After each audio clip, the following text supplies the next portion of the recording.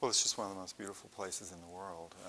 And I think as we've worked there over the years, we have come to know it very well, appreciate it more and more. But understanding its unique geology, the drainage patterns that shape these tremendous estuaries, the agricultural traditions there, and so we have spent time really trying to come to know this landscape. I think one of the most remarkable things about the Parrish project is that art, architecture, and landscape are seen as vehicles for expressing what this institution is about. A regional museum rooted in a very specific culture and a landscape that has both inspired that culture, has been the subject matter of the art, as well as the inspiration for artists.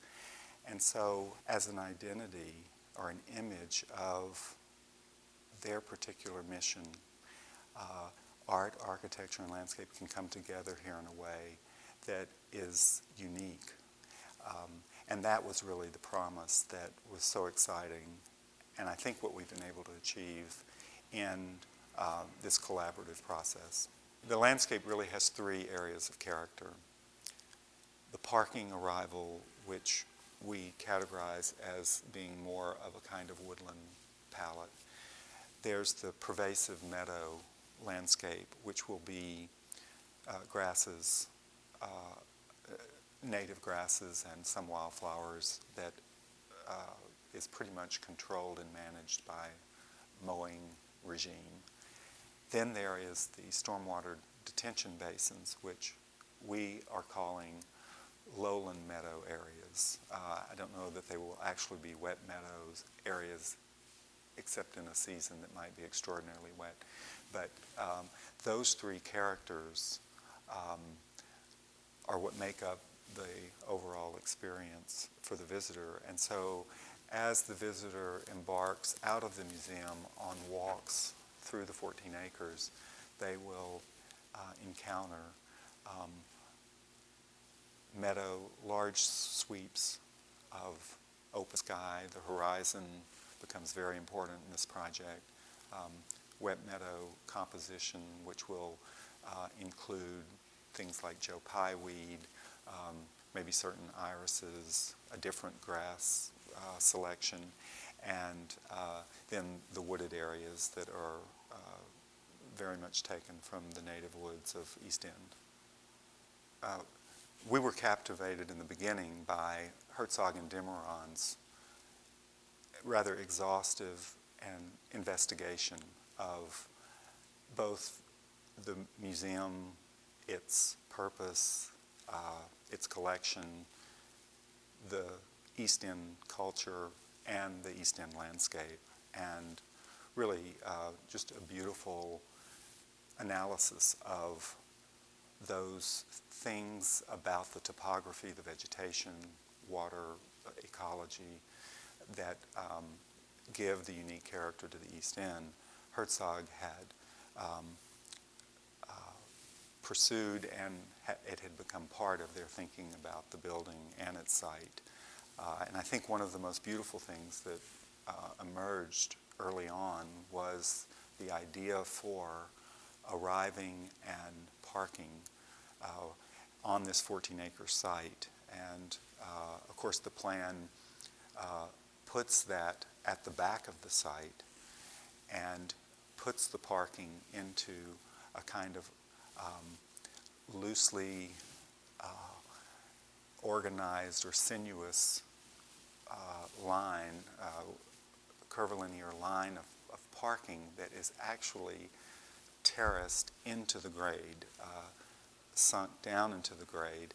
And some of this came not only from wanting to minimize the car on the site and to make for a unique experience that you would come up from that parking into the meadow and the approach to the building, but it came from topographic features of the East End, certain dune forms, and shapes, that cuts that are made by drainage, specific drainage patterns.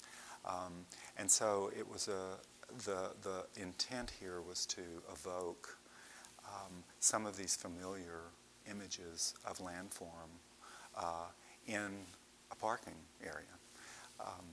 And we went on to even look further at drainage patterns, the wetland patterns, again, these unique features of the East End as forms that might help us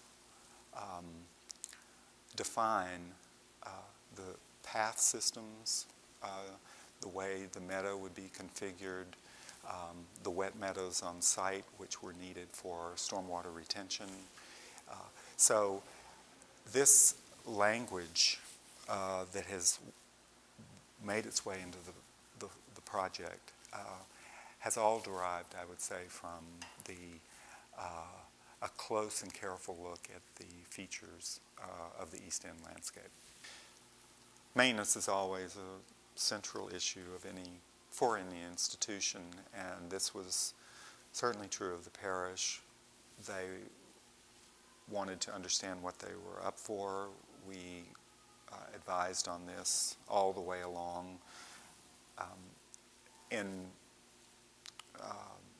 Relatively speaking, the maintenance of these 14 acres, I think, is rather minimal compared to, say, more highly cultivated landscapes that some institutions are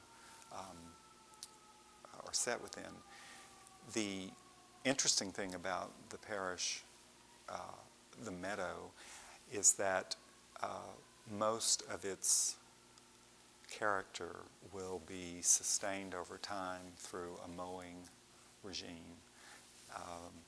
Meadows are kept healthy and either made more diverse or kept more simple through the way they are mowed. And so we will be able to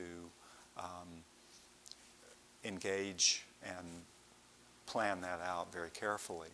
The path system is a combination of stone dust as a rigid material, but also just mowed paths in meadow, which is not only easy to maintain, but flexible in use.